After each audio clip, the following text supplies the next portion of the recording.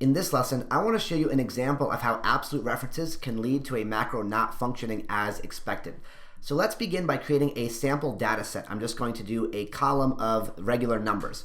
So I'll begin with a number 1 in A1, a number 2 in A2. I'm going to select both of these values and just drag them down, let's say to row number 24. All right, so we have a list of numbers. Now what I'm going to do is to delete every fifth row, so every fifth value rather. So I'm going to click on number 5, let's delete number 5, number 10, number 15, and number 20. Let's say this represents a collection of 5 different data sets. We have a spreadsheet, let's imagine it's much bigger than this, that just has a collection of data every 4 rows and then a blank line. And our goal is to remove every one of those blank lines step by step. The goal of this macro is for us to click into the top cell of any 4 cells that have data, so maybe number 1 or number 6 or maybe number 11, and have a macro that when executed moves 4 rows down and deletes the row that is blank, which is always going to be 4 down from where we're starting, right? So I want to be able to click into, let's say 6 right now, run the macro, have this row be deleted, click into, let's say 16 right here, run this macro and have row 20 be deleted, focus on the row that is 4 down from where we're starting and just delete that row entirely. Let's see what happens when we record a macro to do this with absolute references and then with relative references. So I'll click into cell A1, let's click record macro. Let's call our macro here absolute delete. Absolute references are enabled by default, so we can click OK. First thing I'm going to do here is to right click on row number 5, click delete, then put my cursor back into cell A1 and finally stop recording. Pretty simple macro. Right here in my modules folder in my Visual Basic Editor, I'll have a module 1 module. Let's open that. And here we see the automatically generated macro. In fact, let me go ahead and delete these comments so we can read it a little bit easier. So we can take a look at what's going on here. 3 lines, pretty simple.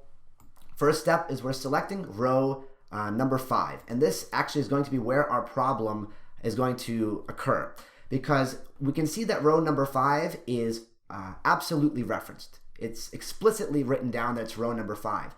So no matter where we run this macro from moving forward, if we, for example, want to run this macro right here on row 15, what's actually going to happen is the first line is automatically going to select a row number 5, this one.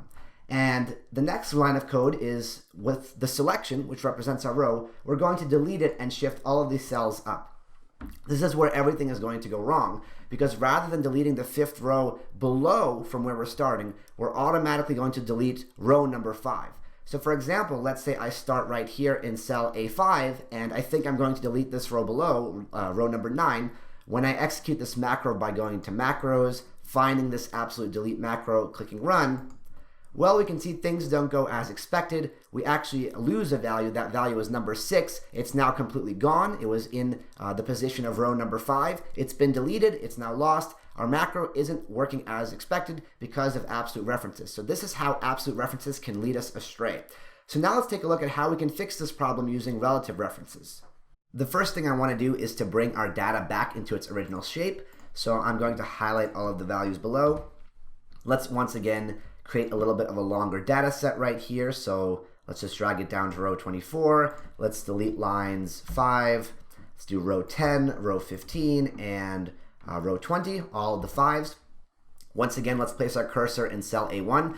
The thing I want to do here, of course, is to enable relative references. So I have to click this button again. It's on the Developer tab on the Code group on the left. Now we can record our macro. So let's click Record Macro. That brings up the Record Macro dialog box. Let's call this macro relative delete. Once again, no shortcut, no description, doesn't matter for now. As soon as I click OK, everything is being recorded, so we have to be very careful with all of our steps. I'm going to repeat the exact same steps that I did last time. Right click on row number 5, click delete, click back into cell A1. Let's stop recording the macro.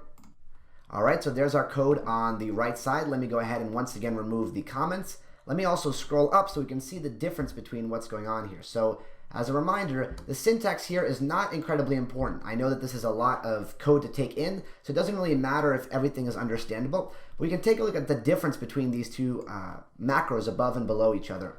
In the absolute macro, we're selecting row number 5 all the time. Here you can see what we're doing is where we have the active cell, which represents the cell that's currently selected or active on our spreadsheet, we're moving down 4 rows. That's what offset does. You don't have to memorize this right now because we're going to dive into it much later.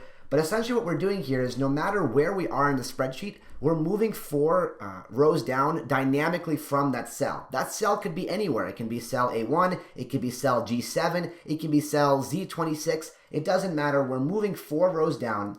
We're selecting that entire row. We can see that with entire row right here. And that selection is what's actually being deleted.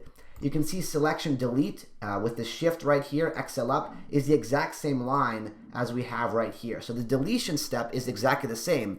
The difference is in what is actually being selected for deletion. In the absolute macro, it's always row number 5. In this one, it's a relative row. It's the row that is 4 down from where our original cell is, which is exactly what we want. It's relative to where we're starting from.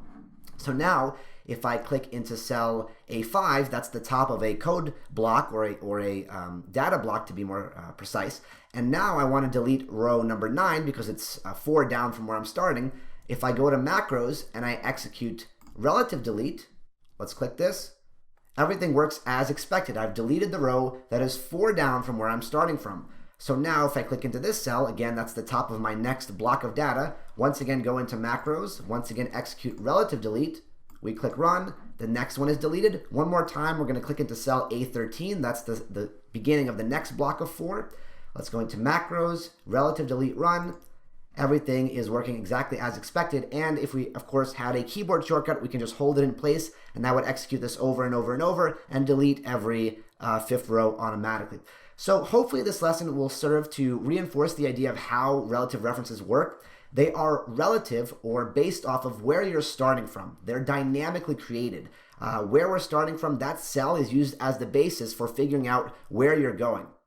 So all sequences of movement, whether you're moving up or down or left or right, are interpreted as being relative to that starting point, that starting cell.